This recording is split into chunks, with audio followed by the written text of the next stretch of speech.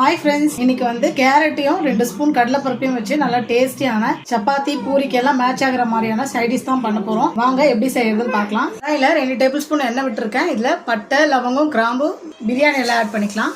பொடியா நறுக்குன பெரிய வெங்காயம், தட்டி வச்சிருக்க பூண்டு பல்ல ஆட் பண்ணிக்கலாம். ஒரு பச்சை மிளகாய் கூடவே கருவேப்பிலை வதக்கி விட்டுக்கலாம். வெங்காயம் வதங்கிடுச்சு. இப்போ பொடியா நறுக்கி வச்சிருக்க கேரட்டை சேர்த்துக்கலாம். பழுத்த தக்காளியை சேர்த்துக்கலாம். வெங்காயம் தக்காளி எல்லாம் வதங்கிடுச்சு. மஞ்சள் தூள் 1/4 ஸ்பூன், தனி மிளகாய் தூள் 1/2 ஸ்பூன், காஷ்மீரி மிளகாய் தூள் 1 ஸ்பூன், கரம் மசாலா 1/2 ஸ்பூன், உப்பு சேர்த்து நல்லா கலந்து விட்டுக்கலாம். இது வேகிறதுக்கு ஒரு 1/2 டம்ளர் தண்ணி ஊற்றி மூடி போட்டு நல்லா வேக வச்சுக்கலாம். கடலைப்பருப்பை 1/2 மணி நேரம் ஊற வச்சு வச்சிருக்கேன். இது இப்போ கொரகொரப்பா அரைச்சிட்டு வந்துடலாம். கொரகொரப்பா அரைச்சி வச்சிருக்க இந்த கடலைப்பருப்பை இதில் ஆட் பண்ணிக்கலாம். கொஞ்சம் தண்ணி சேர்த்து இந்த கடலைப்பருப்பை வேக வச்சுக்கலாம். உங்களுக்கு எவ்வளோ திக்கு வேணுமோ அந்த அளவுக்கு நீங்கள் தண்ணி ஊற்றி அட்ஜஸ்ட் பண்ணிக்கோங்க. நம்ம கொத்தமல்லி தூவிக்கலாம்.